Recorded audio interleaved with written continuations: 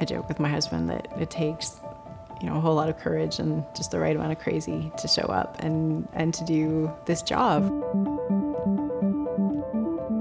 Working in the medical field as a nurse or as a physician is stressful, and you need to be able to live your life outside of work and let those things go. It's busy being a doc in a small town, from the worried well to significant trauma. You're infamous or famous depending on whether or not people like you. I think I need change in my life. I think I need to switch it up a lot. I'm one part of a very big team in the ICU. It's always interesting. It's never repetitious. I grew up in a military family, and my father was given the opportunity to replace General Dallaire as the UN Force Commander with the assistance mission to Rwanda. I had a sense of the conflict. I knew that their genocide had occurred, but it really wasn't until we were given the opportunity as a family to go and visit him there. Seeing children in the orphanages just feeling really useless. I walked away from that situation just never wanting to feel that way again. I just wanted to have some skill, something that I could offer, that if tragedy struck, that I could be of use, that I could be of service. And that's what led me to medicine. As long as I can remember, it's all I've ever wanted to do, being a doctor. Ever since I was a child, I wasn't in a rush to do it, and so I didn't start medical school until 30. I work to live, I don't live to work.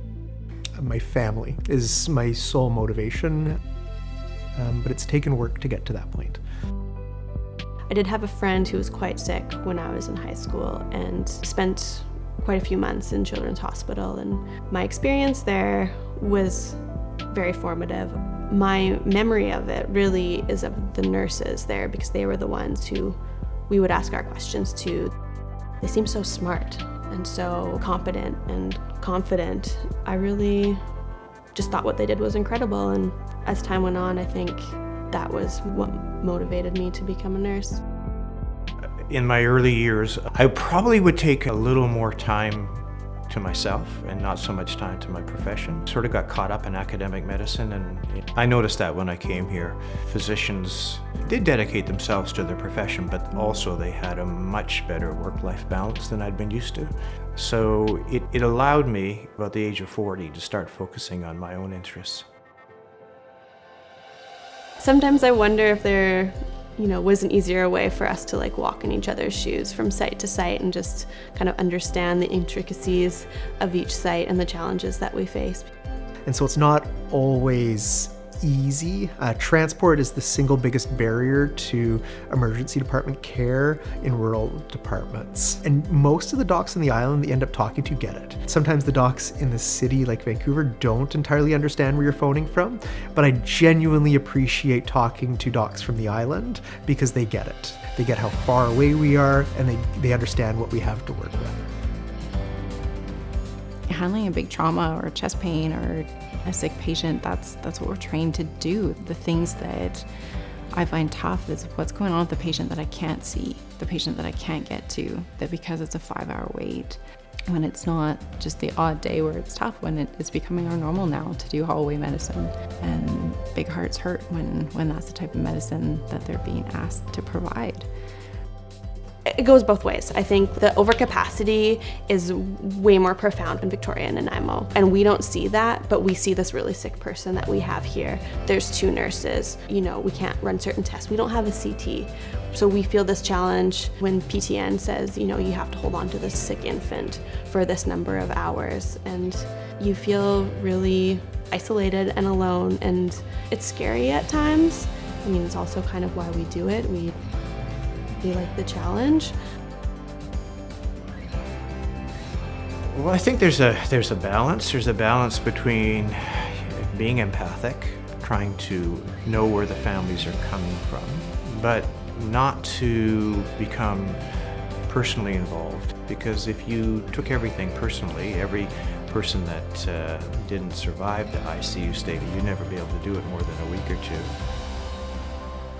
You have to practice medicine in a way that you're not taking your patients home with you. And so you need to do on shift whatever it is that it takes so that when you walk out that door, work can stay there and you can be present with your family, you can be present with your people. And so by making other aspects of your life a priority, I think it's better for my mental health overall. And it makes me a better doctor because I'm not stressed out so much. And I'm happier because I'm getting to spend time with my wife and kids doing things we enjoy doing. To be good at your job, I think it's really important to take care of yourself outside of work. For me, being outside is the #1 way that I do that.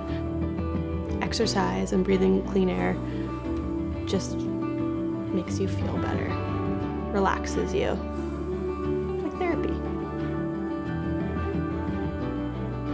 Not have any interruptions, no one asking me questions, just being able to hit the trails is extremely therapeutic. And some days it's also where you process the bad stuff. Some days it's big sunglasses and I might be bawling and saying goodbye to patients during that run. I love to travel. I love to go away and I love to come home. You get an appreciation for what you can do when you're in a resource-limited environment. And when you come home, you're more appreciative of what you have here. I love everything about the island. It's a slower pace of life. People are pleasant. I think most of the doctors and allied health staffs that work for Island Health, there's a mutual understanding and respect for one another because we all chose to live on the island. So there's a certain camaraderie amongst that. I think sometimes we get caught in our little silos of we see the pressures in front of us, and it's just that reminder sometimes that we're all busy. We all have sick patients in front of us and that we're all on the same team.